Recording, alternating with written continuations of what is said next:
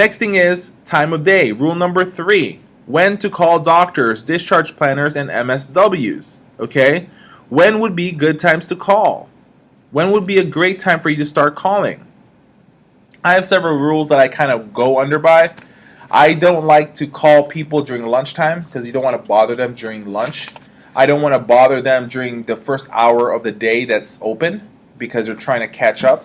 And I surely will not try to call them after 5 o'clock. The sweet spot is always between the hours of 10 to 11, 10 to 11:30 or so, or 9:30 to 11:30, and a sweet spot of about 1 o'clock to approximately about 3:30. Those are always great times to make the phone calls. So time of day does matter, and there's studies out there that proves this. Because remember, you don't want to try to speak to somebody when you're trying to disturb them from meetings. You don't want to disturb them when they're trying to eat, okay? And then you don't want to disturb them when they're trying to leave work and finish up the day.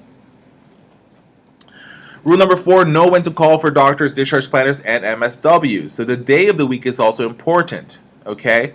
So I say call 50 a day minimum, right? So Tuesdays and Thursdays are the best time to make any cold calls. That's the best time to make any cold calls. Well, this is the first contact that you're making. So Tuesdays and Thursdays is where I spend literally my cold calling days. Mondays and Fridays are my follow-up calls, where I'm following up people that I've actually met already, following up with people that I already had the initial introduction, following up people that I already sent a letter to, following up with people that I sent a fax to or an email to, okay? So Tuesdays to Thursdays are great times to actually do what?